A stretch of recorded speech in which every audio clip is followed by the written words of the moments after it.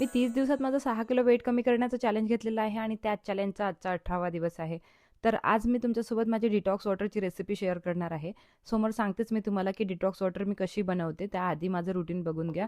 सगळ्यात आधी मी black coffee घेतली आणि हो, आजचा जो फोकस आहे तो हायड्रेशनवर आहे. कोणीतरी विचारलं होतं की ताई, वेट लॉसमध्ये आपण पाणी किती प्यायला पाहिजे?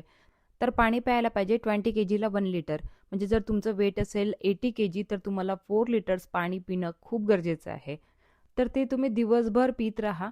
म्हणजे तुम्हाला हायड्रेशन पण मिळेल आणि ज्या क्रेव्हिंग्स आहेत ना, त्या पण त्याने कमी होतात. आणि कधी-कधी असं वाटते, की आपल्याला भूक लागलेली आहे, पण पाणी पिल्याने ती भूक मरून जाते. म्हणजे आपण ऑटोमॅटिकच कमी खातो आणि त्याने आपला वेट लॉस व्हायला लागते. आणि पूर्ण बॉडी आपली पाणी पिल्याने डिटॉक्स होते. तर पाणी कमी पिणं ही एक वेट म्हणजे स्टक होण्याचं कारण असू शकते. आणि पाणी पिल्याने मेटाबॉलिझम पण तुमचं इम्प्रूव्ह होतं. त्यामुळे तुमचं फास्ट वेट लॉस व्हायला लागतं. तर त्यामुळे तुमच्या बॉडीला जितक्या पाण्याची गरज आहे, तितकं पाणी पिणं खूप गरजेचं आहे वेट लॉस जर्नीमध्ये. एक महत्त्वाची टिप मला तुम्हाला द्यायची आहे. एक सकाळी उठल्याबरोबर गरम पाणी प्या, म्हणजे कोमट पाणी. आणि एक रात्रीला झोपताना कोमट पाणी प्या.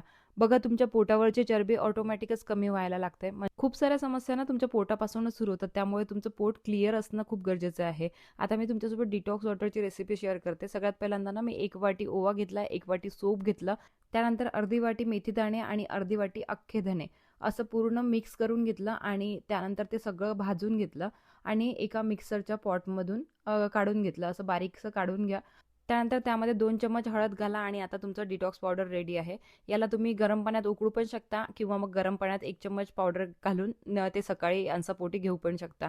आता मला कोणीतरी विचारलं होतं, की "तू तुझे 12,000 स्टेप्स किती वेळात कंप्लीट करते?" तर डिअर, मी एका वेळात कंप्लीट करत नाही. मला जेव्हाही वेळ मिळतो तेव्हा मी स्टेप्स करत राहते. तर त्यामुळे मी सांगू शकत नाही. तरी मला असं वाटते, की 1.5 तास तरी लागतच असेल. चला मग आता इथेच या ब्लॉगला